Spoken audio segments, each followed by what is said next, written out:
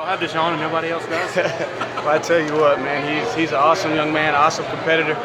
We told him we were going to put the ball in his hands. We believe he's the best player on the field, best quarterback in the country, and he continues to produce. It seems like the hotter the fire, the stronger he gets. So just excited for him and his opportunity. But this was a team win. Obviously in the first half, we hurt ourselves with a couple turnovers there. In defense, they were shutting them down. We were able to find our rhythm in the second half, and we just put it together. And I believe that's a sign of a good team, that both of us can have moments in the game where we might not be at our best. We take care of each other, we feed off of each other, and it's a good quality win for our team. After that third turnover, did you have to say, what's going on out there? Well, it was back and forth. Didn't have time to think about it. Just really trying to keep the guys positive. This week it was fumbles. We hadn't had a lot of issues with fumbles. We've had some interceptions, and obviously Wayne late in the season. That's his second fumble. It's a lot of carries, not acceptable. And then Deshaun, the one that probably gets you the most is the mesh issue. We had one there on the mesh where we were trying to run a zone read concept and the ball was on the ground. And Tay was fighting for extra yards and trying to be a competitor. And credits to those guys. They didn't quit playing. And they had a plan to try and strip the ball for us. And we understand that we can't turn the ball over. And we'll get back to work on Monday, just stressing the importance of ball security. We'll look at each individual position, each individual player, see if there's anything we need to correct and continue to push forward. What about that drive, and after they got the 3 points, Deshaun converted on 3 third-down conversions, especially the 24-yard pass that was a pull-up to the trigger? Well, the name of the game is staying on the field on third down.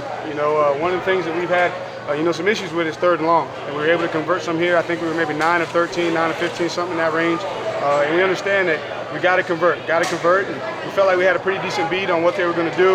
We dummied a couple times just to kind of get a tip, and it comes down to those guys execute. If they go out and execute, we're tough to stop. How do you think it'll be looking at the game tape? Because everybody talking about how you guys will blow them out, this and this, but you get the turnovers, all of a sudden they get some confidence. At any point did you start to worry at all that this could turn ugly? Really wasn't worried. Just trying to focus in on the next series, putting together the best couple of plays that we feel like we have confidence running, so we can get out there and continue to execute. We had the lead, so we weren't playing from behind. So the big thing was to stay on the field, run some time off the clock, let the defense get a rest, and find a way to manufacture points. So never was a situation we're worried, just trying to make sure we stayed focused and didn't get caught up in the emotion of having some turnovers, that we can stay focused on the plan, continue to trust in the plan, and just be ready to go out and execute whenever we got the ball. I know that we try to stay away from the whole Deshaun for Heisman thing, but is this the kind of performance that guys who go to New York make? I don't know what the criteria is for those guys to make decisions, but I'm going to give him my vote as the best player in the country. He goes in and week out, and he can run the football, he can beat you with his arm, he makes good decisions. You see he didn't have any turnovers in the air. We did have the one fumble there. He's a complete player, best quarterback in the country. So that's for them to decide, but I know I'm happy he's on my team. What's the philosophy of practice after a game like this? Obviously the stakes are pretty high. You guys bring them out at practice and really run them, or you just go into it more teaching mode than anything else?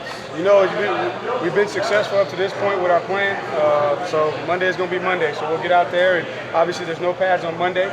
Be a lot of teach tempo, but at the same time, we got to understand we have played 10 games in a row. I think this will be number 10 in a row. So we got to be smart there, but we're not going to change the plan too much at this point in the season. Did things begin to settle down when you got Crowder back in there, back in the mix? That would be a question I have to answer, once I see the tape. Because again, I got my head buried, down in the call sheet, and I'm just trying to call the next play, figure out what had success, the previous couple of series, try to come back to it, see is there a different way to disguise it, but I couldn't tell until I watched the tape. But I know Coach Caldwell did a good job of rolling. I saw there were a couple of times where Jake was in there for Joe in critical situations. So I think that ability to play those guys early in the season has really paid off here down the stretch.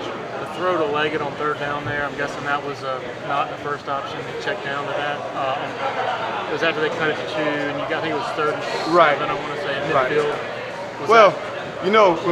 When we design plays, we're trying to have multiple outlets and giving Deshaun an opportunity to find where the outlet's going to be based on the coverage. So, he was part of the primary read, and they played the coverage that we anticipated they were going to play. And so I believe Elliott was the first read on that particular play right there. Similar deal with the throwing to Trevion.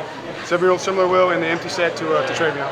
Obviously, you guys have been focused on each game each week, but do you know much about North Carolina? Like, have you gotten to watch them casually, like on TV or anything? Watched them a little bit getting ready for Wake Forest. You had a chance to see them. You see them on offense. Really haven't seen them on defense. I know they're explosive on offense. They can score a lot of points. So, we're going to have to be on our A game to make sure that we're prepared to go out and execute. don't turn the ball over, manufacture drives, help the defense. You know, I hear that they got really good personnel on defense. Obviously, they're playing at a high level, but they're in a position to earn an opportunity to play us in the championship. So I'll get on it tonight, and I'll have a good feel. You know, hopefully by the time we pick up practice on Monday. Can you describe the feeling of 12-0? And would you, in your wildest dreams, have thought about that at the beginning of the year? You know, I think you go into every season believing that you can win 12 games in a row.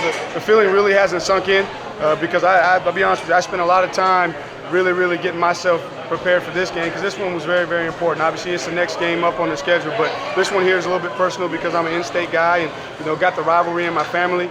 So it really hasn't sunk in. I just really wanted to win this game, more so for my seniors. You know, having my seniors an opportunity to go out at least 500 in this series. You know, we had the expectation that we want to be on top. Well, today was an opportunity for us to get back to even.